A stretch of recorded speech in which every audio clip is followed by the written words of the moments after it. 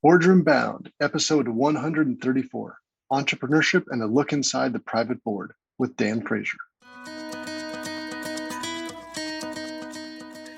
I wanted to select people for the board who had experience and would ask me questions that I'm not even thinking about, that would give me aha moments, that would challenge me in areas that are maybe blind sides for me that I'm not thinking about. Hello and welcome to this episode of Boardroom Bound. My name is Alexander Lowry and this is the podcast dedicated to intentional leadership in the boardroom. My goal is to give aspiring existing directors the tips, tactics, and strategies necessary to transform your confidence and build a successful career as a board director. Quick reminder, you can get all of today's show notes at podcast.gordon.edu. And in today's show, we're speaking with my friend Dan Fraiser. He is the CEO of Cornerstone Commissioning, which is a consulting engineering firm that specializes in facility performance verification services for biomedical facilities. That is a mouthful, but basically think about it as they help pharmaceutical, government, university centers building the sorts of resources that we need today to solve things like COVID, right?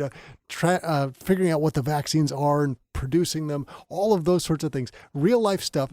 20 years ago, Dan started his company and it's grown to the point where he's going, should I still be CEO? Should I bring in a replacement CEO? And he needed a board around him to support him in this process for his growing company and what they need to do for sophistication and long-term results. Dan is going to pull back the curtain and give us the inside scoop of how he went thinking about a board, finding a board, staffing a board. In many ways, we talk on this show what it's like to want to get on a board. Now you're going to hear about someone who is filling board seats. So this is a peek behind the curtain from my friend Dan.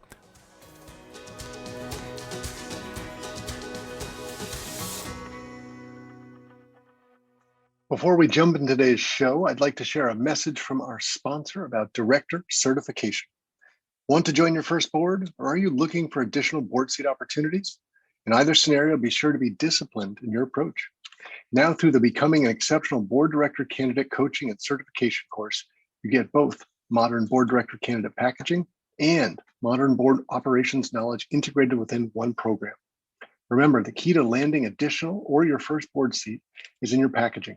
Make the effort to do it right. Program graduates also receive their globally recognized International Board Director Competency Designation upon course completion. It's designed for individuals and groups. You can learn more at bit.ly/IBDC-D. That's bit.ly, bit.ly/IBCDC-D. And now let's jump into the show.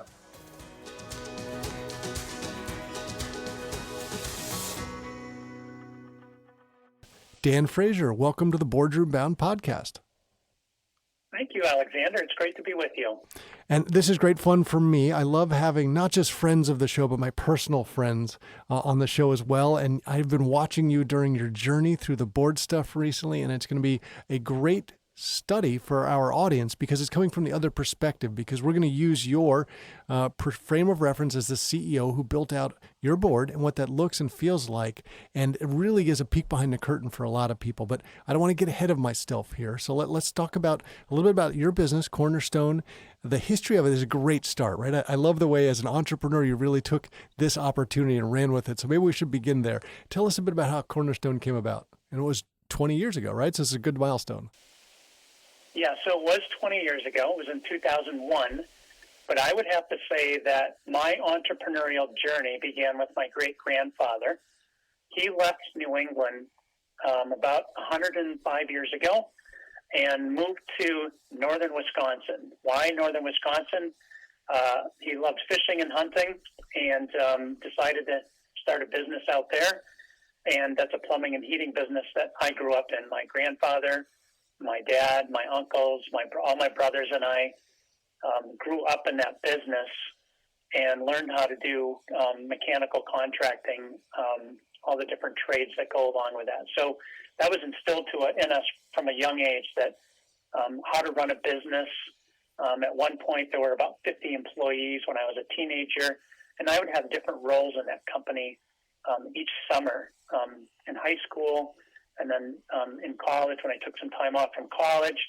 And so I just knew eventually someday, after I finished my engineering degree, I would have my own business. And that opportunity availed itself in 2001. was at that time I was working for Phoenix Controls in Newton, Mass, and I was in marketing. I'd always been in sales or some engineering type of role. But in that marketing role, when I started there, I told that company I'll come and work here for 2 or 3 years, and then I'd like to start my own company. And I knew them well enough, and they trusted my ability to do well for them in marketing, that they hired me on that premise that I would be there for 2 or 3 years. And then I didn't even know what the business would be, but I knew I would start a business around 2001. And it was at University of Wisconsin in Madison. I was teaching a course on ventilation design for laboratory facilities and laboratory animal facilities. And a couple doors down from that class that I was teaching, there was a course on commissioning. And I kind of knew what commissioning was. I'll describe that quickly here. But I'll just tell you, I sat in that class, and after about 10 minutes in that class, I started writing my business plan. I finally knew conclusively what my company would be. And so my wife and I started Cornerstone Commissioning in July of 2001. And so it's 20 years now that we've had this company, and we're on Project 900. But what is commissioning? So commissioning is really, if I were to describe it kind of in layman's terms, it's making sure that an owner gets what they paid for in the construction of a facility. And our focus has always been on mission-critical facilities, laboratories. We do a lot of work with infectious disease facilities. So COVID has actually fueled a lot of our revenues during the last year.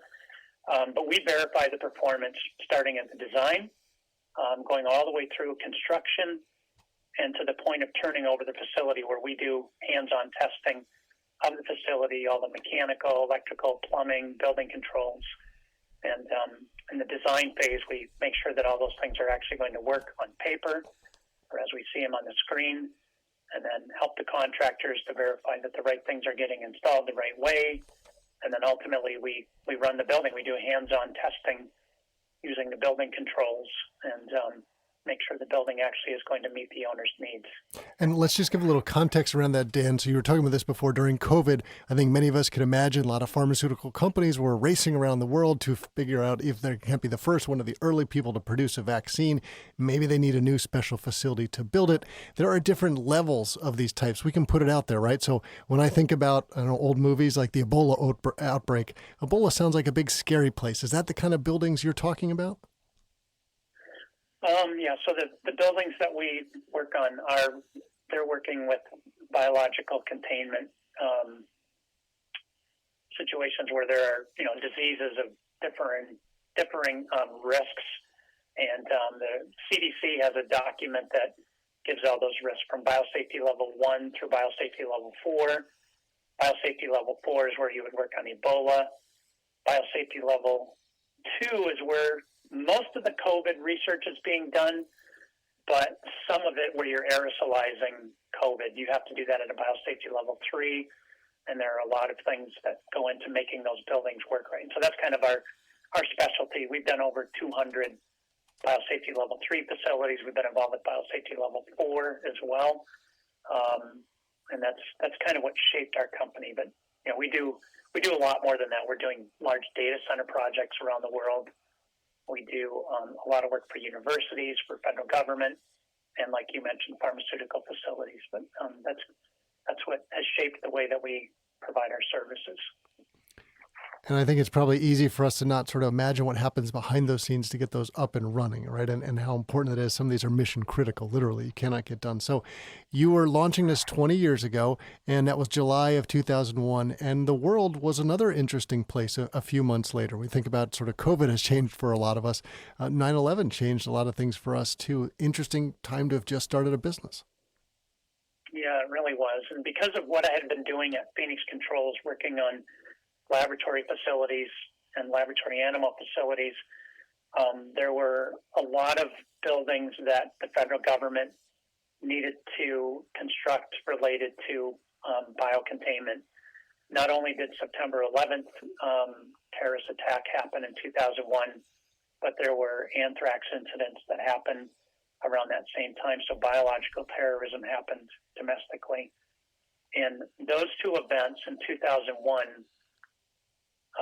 just ended up funding a lot of research facilities that were built around the country. And so I was actually hired to be on the federal government review committee for grants that were funded by National Institutes of Health for these kind of facilities that were built all over. And then U.S. Department of Agriculture at that same time built this huge, they had a modernization project out in Iowa, and it was a $500 million construction project that went for 7 years. And so I was traveling out there a lot for that project. It was actually over 900,000 square feet of buildings, biocontainment facilities. And we did the same for National Institutes of Health, Bethesda, Maryland, some large buildings there. And then all over the country, there were these small biocontainment facilities that were being designed and constructed. And so we were just on many of those projects during that 10-year period of really kind of an overbuilding of biocontainment facilities at that time. And some of those were mothballed until just recently with COVID. And some of them are being restarted, and we're involved with that as well. And you gave us a bit of scope for how the organization's done. You've said 900-ish projects, which sounds like quite a bit. And clearly when you start out, it might have just been you or you and Lois, and the team has expanded since then, right? So maybe give us a sense about the firm's growth and development over the 20 years. Yeah, so one of the more interesting things about our company is that we bootstrapped it from the beginning. I don't want to get focused on that because we want to get to your board member topics here too, but so we grew organically. We always have kind of grown. And in the beginning, we would only add people when it really hurt. Like, okay, we're doing a few too many all-nighters right now, so we need to add some more people on staff here.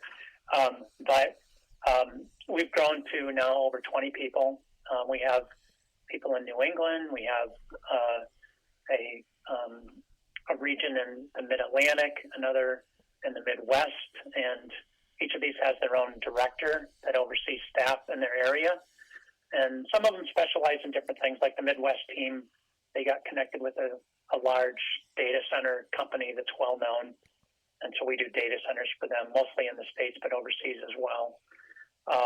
But we've got over 20 people, and, we've grown and just really worked on getting our directors to be able to perform at such a high level that allows me to continue to grow the company and to expand our operations.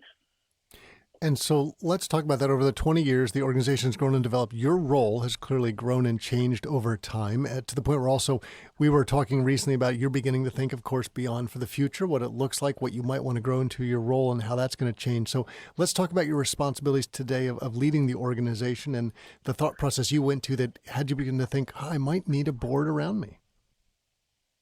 Yeah, so what happened is I just knew that the staff that we currently have, some of them are younger, and they want to know, what does it look like ahead? I mean, I'll be 59 here shortly, and I know that they're wondering how much longer am I going to stay with the company. I'm high energy, and Alexander, we've been in meetings together, and I'm not looking to ride into the sunset anytime soon.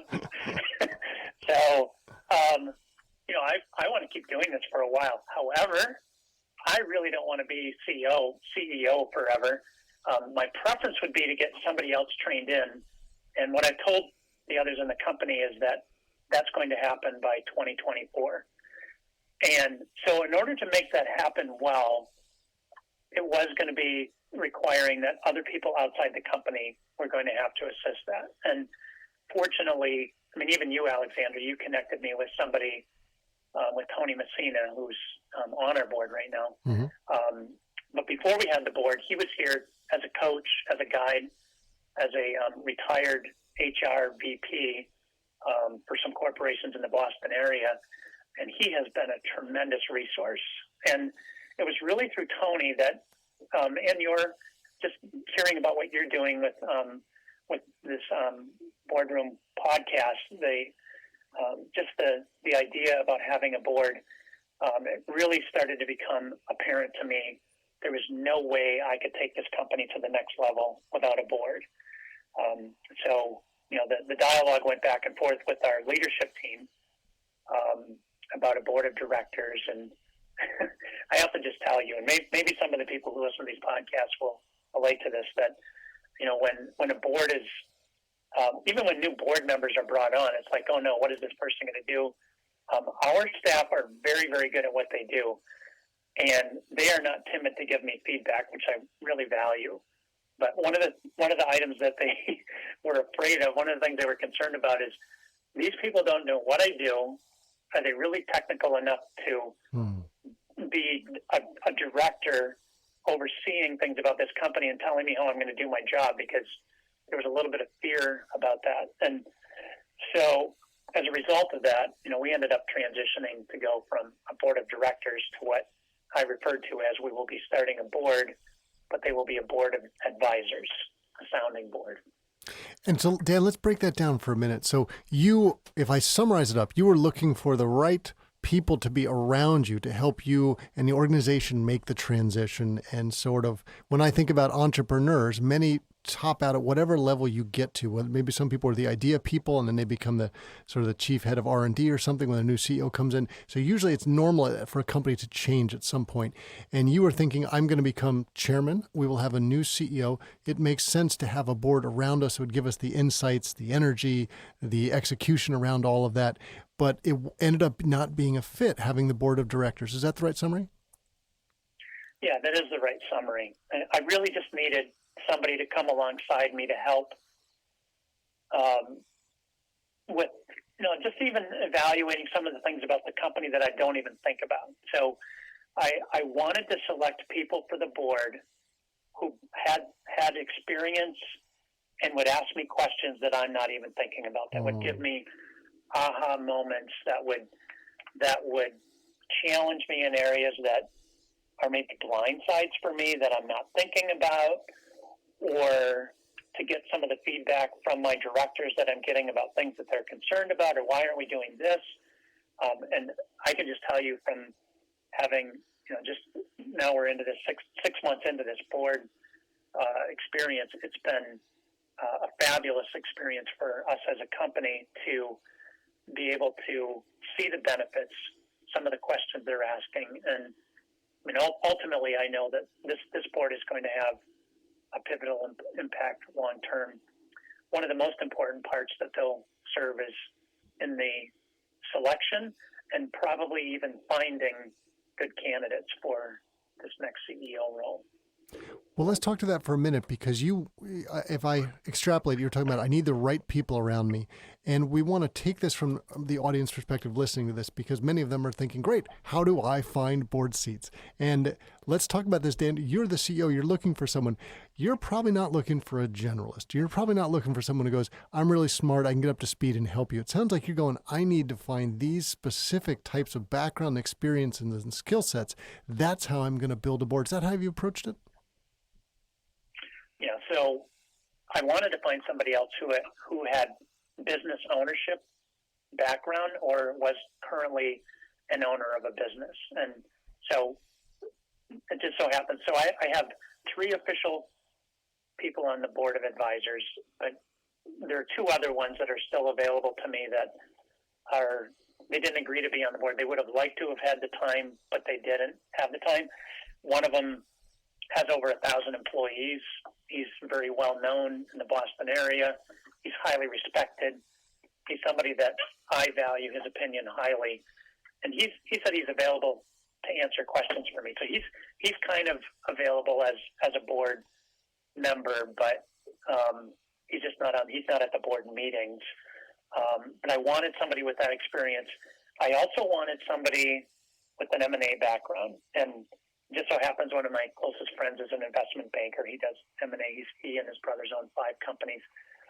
And I highly respect him and his abilities. But he's somebody who helps me think about my own exit strategy as a CEO to hand off the baton to another CEO, but even the exit strategy from the business someday. What does that look like? Whether we're going to do something with a buy-sell arrangement with our current employees or whatever, I knew I needed somebody that thinks long-term about the exit strategy. And then I already mentioned one of them has the background in HR. He actually meets with our staff monthly, with our leadership team individually, one-on-one, to develop them in their roles as leaders in the company, teaching them to delegate better, teaching them to build teams. And so he knows this company. He loves this company. And that's the other thing. Board members, they need to understand our company. For me to feel confident about them being on our board, I want them to not only know what we do, but to be passionate about what we do. And that's been true for all the board members. The third one I didn't mention yet, he's just somebody that I respect as a leader. He's very connected in the Boston area to a lot that's going on. And he comes from a family that has a very strong reputation for leadership and is very well known for that. And so when I went to each one of these individuals, they were all very, very happy to be on the board, and they have been very engaged with us. They know our family as well. Tony didn't know our family as well, the HR guy, but he's gotten to know our family well since starting to work with our company so closely. So this is really interesting because we talk a lot on this show about different types of board opportunities, right? So there's clearly some levels are nonprofit versus for-profit opportunities. There's advisory board versus, say, a typical board of directors. So we think about a compensated board role. People generally take their mindset first to a public company. And there's, again, large size, small size, everything in between. And you've got opportunities in, say, private equity, venture capital, et cetera. There's also private companies. There are family companies, lots of different variations. And what's really interesting here, Dan, is because I want to break this down for our audience, as the CEO of an organization that you have built from the ground up, that you know and love, and it's your baby, you're being very intentional, very careful. You are a very well-networked person yourself. And sounds like you were thinking, here's the type of people, skill sets that I need. Who do I know? Because I already trust them. I know they'll get up to speed. They'll do a great job. You went out within your own network to find it. And I want to translate that across for many people in our audience, because imagine that you realize, oh, this is something I want to do. I want to be on a board, and you figure out exactly the skill sets that you bring. You need to share that with people in your space. Could you imagine, Dan, if someone that you talked to a year ago who ended up having the right skill set you wanted was saying, I've decided I want to do more of this, and here's why I'm going to be a fit. Not that they were pitching you, but that would have been in your mind. Help me understand what that might have done for someone like yourself as you're thinking about, I've got to go find these roles and fill them. That would just be useful for our audience to imagine what it was like for a CEO trying to fill the positions. Yeah, well, I can just say, as a CEO, if you're not a networker, you better have some other really good skills. that networking is so critical. And I mean, the networking that I've been doing, has been, some of it's outside of corporate work, some of it's in volunteer work where, I've been on different boards for ministries. I've been on boards at churches. I've been on boards with, just different organizations for the disabled, where people need, a lot of these boards, you'll find people from different organizations, and that is where that networking took place. And if it wasn't for that, that interaction, then it wouldn't have happened. I mean, one of them I found at Harvard Faculty Club, where we were doing these roundtable discussions on science and religion, and this guy happened to be at my table, and it was just a wonderful evening. And I said, I need to get to know this guy better, and we've gotten to know each other very well, and just developed a level of confidence in his expertise and his advice. And he was one of the people that came to mind first when I knew we were going to have a board, just because I value his background and his experience so much. Which is really interesting, because we talk a lot on this show about networking and how to have people know who you are and what you stand for, your level of authority on a subject, because that, if an organization is looking for that, that's great. You're not going to put the round peg in a square hole, but also for you, the comfort and level and the trust you had, the people within your network are the most likely place. And it sounds like you've done a great job of tapping into those vast contacts that you had to fill the need. And you had conversations, people, they were saying, I'm happy to help, but I can't be on the board. But you probably got a lot of good feedback, but your plan for the board, not only just board of directors, board of advisors, has changed What have you learned about this whole process as you've gone along the way? I'm sure one of the points is I should have started this years earlier. Yeah, so I just can't imagine, if you've been in a company like this and you're growing, if you're looking at the future of your company, if you don't have a board of advisors, even as a private company, I just, from my experience, it's going to stunt your growth. It's going to limit your ability to have a really strong exit strategy. I'll just put it this way. I trust these people unequivocally with the advice that they give me. I'll just give you one example. Right now, I just had a meeting right before this with our leadership team because we are looking to hire a new operations person in the company. And the advice that I got from my board of advisors wouldn't have come from our leadership team because one of them said, "What about hiring within?" And I actually asked that question during the leadership team meeting, and they all just kind of stared at me. It was a remote meeting on Zoom, and it was very funny to see them react like that. And one of them said, "Well, it's going to create a hole in one of our teams if you hire within." And as much as they really don't want to lose one of their staff members, it really is going to benefit the company if we can hire that position within, which I'm hoping we can do. But that would have never come up with our board without the board of advisors coming up with that idea. The other thing too is,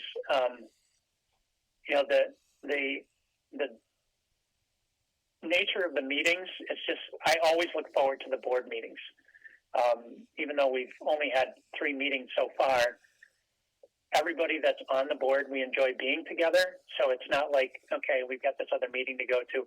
We all look forward to it with excitement. And there's a lot of conversation that happens before the meeting about what we're going to talk about, and the excitement builds. And so that's been a great experience. And I just know that kind of interaction is going to help grow our company to be more mature, more well-rounded, and more prepared for the future.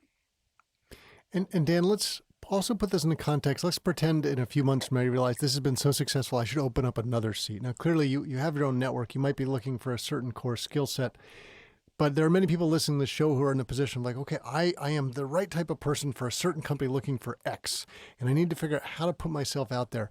So imagine, Dan, on the show today, and I'm not saying this is what we're going to do. You said, I'm eventually going to be hiring for X skill set down the line. And so people who are exactly the X and would be a perfect fit, but just don't know you yet, would say, I should do some outreach to Dan. This might be a good fit. Just help our audience imagine as a CEO getting requests coming in from someone going, I think I'd be a good fit for your board. What would that look and feel like? How would you want the right person to do outreach if you were just any CEO? How would you give that as an example? So I'm sorry. Can you yeah. So imagine that someone who's listening to the show, you're saying, I know in a few months I'm going to need to hire X skill set. You get several people go, I'm exactly X. That'd be a perfect fit. They're going to do some outreach. They're going to promote themselves. Dan, I think we should talk. We should have a coffee. This would be a good fit. You are filling board seats. This happens across the country every day where CEOs of public or private companies are eventually thinking, I'm going to need to get a certain skill set and put that on the next board. And everyone listening to the show is thinking, how do I do the networking? How do I do the right promotion and share my availability? What would that look and feel like to you? What's the right way someone should do outreach, not just to you specifically for your board, but just sort of in general as a CEO? Well, for me, it really is happening where I happen to be seeing people in the business place at different events, where different corporations are. And right now, if it wasn't COVID, I'd be around a lot more people physically. But I go to CEO meetings, like our monthly CEO meetings. I hear about people there. I go to different corporate events, like in Cambridge. There's a biological, biotech company group that meets there. Those are fabulous places for interaction for people who are, whether you're a VC person or a CFO some of those business groups like that, that's where I run into other people within our industry. I would just say if you're not out networking and in those kind of groups, you can send messages on LinkedIn, and I've tried that, and LinkedIn is good, but they usually don't bear much fruit. I think you really need to be in some of these organizations where companies are coming together, CEOs are coming together, where people are developing, new products. We're in the real estate market, so we're watching the real estate developers that are coming up with new buildings, and so it's really at a lot of those associations that we're seeing around different business sectors, and we happen to be in the biotech field, so that's a thriving market right now, and there's a lot of associations that are out there in that category.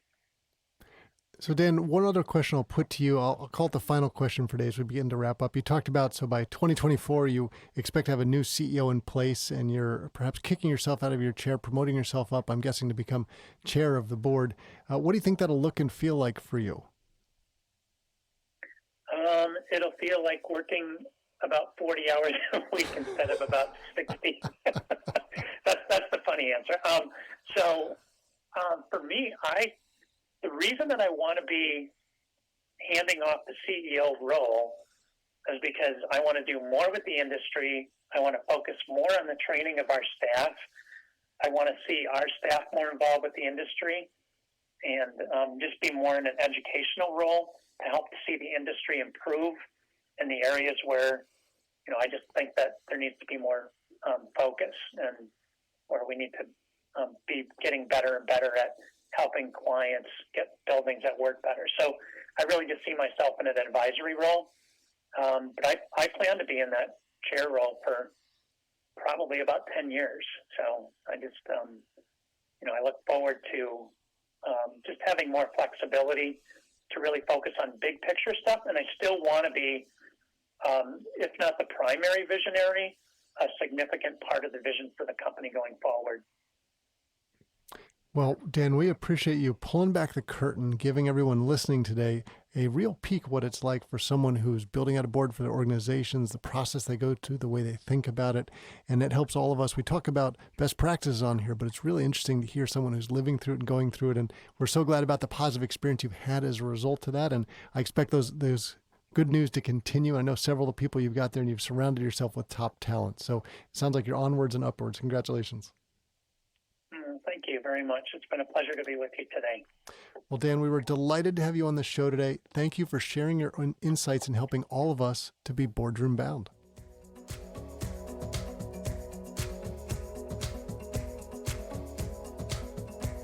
That's it for this episode of Boardroom Bound. I really enjoyed chatting with my friend Dan Fraiser, and I appreciate him being so honest and open about the process that his company has gone through, and especially about thinking, I should get a board of directors, listening to his employees go, I'll transition that, I'll make it a board of advisors, and then what that looked and felt like for him, how he tapped into his network, how he considered how to staff it out, what those conversations were like. Invaluable for everyone listening who's thinking, I want to get on a board. Now you know what's inside a CEO's head as he thinks about filling those board seats. And remember to head over to podcast.gordon.edu, where you will find links to everything that we talked about today. And please know that the Boardroom Bound team and I are so proud to be your go-to podcast for all things that connect, prepare, and empower you to land a board seat. Be sure to subscribe to this podcast so you don't miss any of the high-quality content we're bringing to you every Wednesday. Thanks for joining me today. I can't wait to share more stories and strategies from brilliant business minds with you again next week. Remember to keep tuning in to be Boardroom Bound.